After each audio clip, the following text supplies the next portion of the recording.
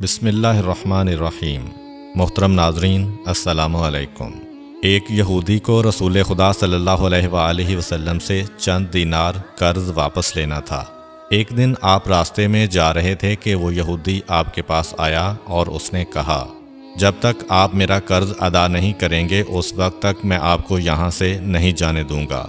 نبی اکرم صلی اللہ علیہ وآلہ وسلم نے فرمایا، اس وقت ادائیگی کے لیے میرے پاس کچھ بھی نہیں ہے۔ یہودی نے کہا، جب تک آپ میرا قرض واپس نہیں دیں گے میں بھی آپ کو یہاں سے جانے نہیں دوں گا۔ آپ نے فرمایا، اگر یہ بات ہے تو میں تیرے ساتھ یہیں بیٹھ جاتا ہوں۔ یہ کہہ کر آپ اس کے ساتھ بیٹھ گئے۔ جیسے جیسے وقت گزرتا گیا آپ کے صحابہ وہاں جمع ہوتے گئے۔ جب انہوں نے یہودی کی یہ جسارت دیکھی تو انہوں نے اس کو سزا دینے کا ارادہ کیا۔ آپ نے انہیں ہر طرح کی تادیبی کارروائی سے روک دیا اور فرمایا کہ تم دور چلے جاؤ۔ حکم رسول کے تحت صحابہ دور چلے گئے۔ سورج لمحہ بلمحہ گرم ہو رہا تھا اور اس کی تپش سے آپ کو اذیت پہنچ رہی تھی، یہاں تک کہ آپ کے چہرہ اطہر سے پسینہ بہنے لگا۔ اس کے باوجود آپ نے کسی طرح کے غصہ کا اظہار نہ کیا اور کوئی سخت جملہ نہ کہا۔ آپ سارا دن وہیں بیٹھے رہے اور ظہر، عصر اور مغرب و عشاء کی نمازیں وہیں پڑھیں۔ پھر رات چھا گئی۔ آپ نے رات بھی وہیں بسر کی اور فجر کی نماز بھی وہیں پڑھی۔ صحابہ یہودی کو ڈرانے دھمکانے لگے۔ آپ نے فرمایا، تم اس سے یہ کیسا سلوک کر رہے ہو؟ صحابہ نے کہا، یا رسول اللہ، اس کی یہ جرت کہ آپ کو یرغمال بنا کر اپنے پاس بٹھا لے۔ آن حضرت صلی اللہ علیہ وآلہ وسلم نے فرمایا، اللہ نے مجھے اس لیے نہیں بھیجا کہ میں کسی ہم پیمان یا کسی اور پر ظلم کروں۔ جب دن چڑھا تو یہودی نے کلمہ اسلام پڑھتے ہوئے کہا، اشہد ان لا الہ الا اللہ و اشہد ان محمدً عبدہ و رسولہ۔ میں اپنی دولت کا ایک حصہ راہ خدا میں دیتا ہوں۔ میں نے آپ کو اس لیے نہیں روکا تھا کہ میں آپ کی توہین کروں۔ اس ذریعے سے میں آپ کے پیمانہ صبر کو آزمانا چاہتا تھا، کیونکہ تورات میں میں نے آپ کی یہ صفت پڑھی ہے، محمد بن عبداللہ مکہ میں پیدا ہوگا اور طیبہ کی طرف ہجرت کرے گا۔ وہ تندخو اور سخت مزاج اور بیہودہ گوئی کرنے والا نہ ہوگا اور کوئی جھوٹی بات زبان سے نہیں کہے گا۔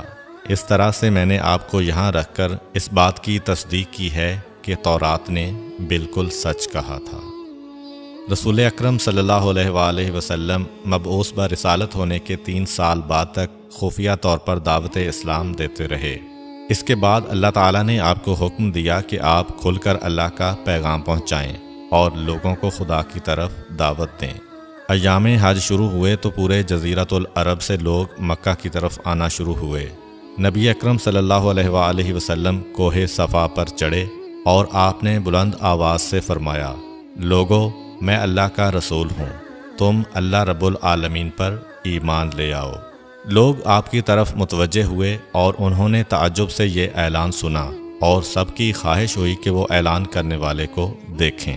پھر آپ صفا سے اتر کر مروہ آئے اور وہاں پر بھی آپ نے 3 بار یہی اعلان کیا۔ جب ابو جہل نے آن حضرت صلی اللہ علیہ وآلہ وسلم کا یہ اعلان سنا تو اسے سخت غصہ آیا۔ اس نے زمین سے ایک پتھر اٹھا کر آپ کی پیشانی پر مارا، جس سے آپ کی پیشانی زخمی ہو گئی، خون بہنے لگا اور آپ کا پورا چہرہ لہو لہان ہو گیا۔ اس کے بعد تمام مشرکین آپ کو پتھر مارنے لگے۔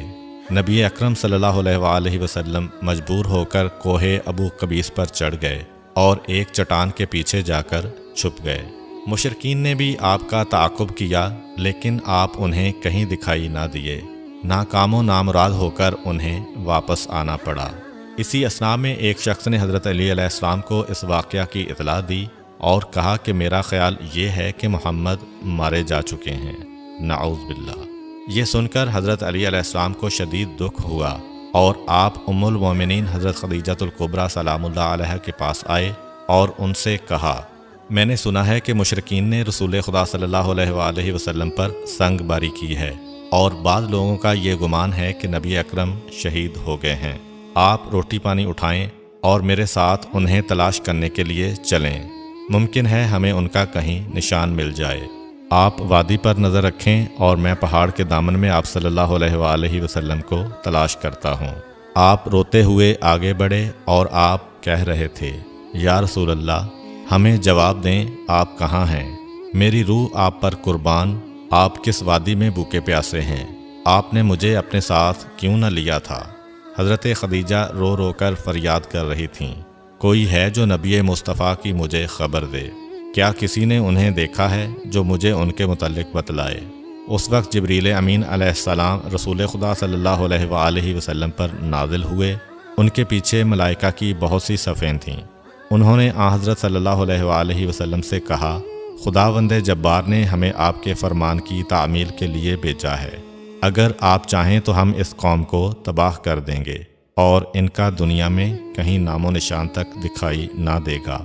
رحمت للعالمین نے فرمایا، میں نبی رحمت بنا کر بھیجا گیا ہوں، میں عذاب و انتقام کا حامی نہیں ہوں۔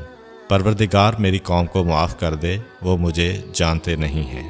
جبریل امین علیہ السلام نے حضرت صلی اللہ علیہ وآلہ وسلم سے کہا، خدیجہ سلام اللہ علیہا آپ کو تلاش کر رہی ہیں۔ خدیجہ کے رونے نے آسمان کے فرشتوں کو رلا دیا ہے۔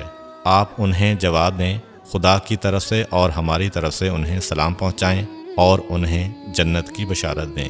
نبی اکرم صلی اللہ علیہ وآلہ وسلم نے خدیجہ و علی کو صدا دی اور انہیں اپنے پاس بلایا۔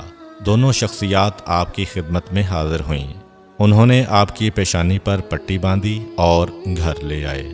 جب مشرکین کو معلوم ہوا کہ نبی اکرم صلی اللہ علیہ وآلہ وسلم اپنے گھر آ چکے ہیں تو انہوں نے گھر کا محاصرہ کر لیا اور سنگ باری شروع کر دی۔ حضرت علی علیہ السلام اور حضرت خدیجہ سلام اللہ علیہا آپ کا دفاع کرنے لگے۔ جب سنگ باری میں معمولی سا وقفہ ہوا تو حضرت خدیجہ گھر سے نکلیں اور انہوں نے چیخ کر کہا، فرزندان قریش، کیا تم سے حیا رخصت ہو گئی ہے؟ تم اپنے قبیلہ کی معزز اور محترم خاتون کے گھر پر سنگ باری کرنے لگے ہو۔ اگر تمہیں خدا کا خوف نہیں ہے تو دوسرے لوگوں کو اپنے اوپر ہنسنے کا موقع نہ دو اور اپنے لیے ہمیشہ کی ذلت و بدنامی تو نہ خریدو۔ جب مشرکین نے حضرت خدیجہ سلام اللہ علیہا کی گفتگو سنی تو ندامت کے مارے ان کے سر جھک گئے اور وہ شرمندہ ہو کر اپنے گھروں کو چلے گئے۔ نبی اکرم صلی اللہ علیہ وآلہ وسلم نے دعوت اسلام کا آغاز ان روح فرسا واقعات کے ساتھ کیا تھا۔ آپ پر کروڑوں سلام ہوں۔ آپ نے لوگوں کو گمراہی و ضلالت سے بچانے کے لیے قدم قدم پر تکالیف اٹھائیں اور صدمے برداشت کیے۔ امید کرتا ہوں کہ آپ کو آج کی ویڈیو اچھی لگی ہوگی۔ اگر آپ کو ہماری ویڈیو اچھی لگی ہے تو ویڈیو کو لائک کریں اور مزید اس طرح کی ویڈیوز دیکھنے کے لیے ہمارا چینل سبسکرائب کر لیں۔ ملتے ہیں نیکسٹ ویڈیو میں، اجازت دیجیے، اللہ حافظ۔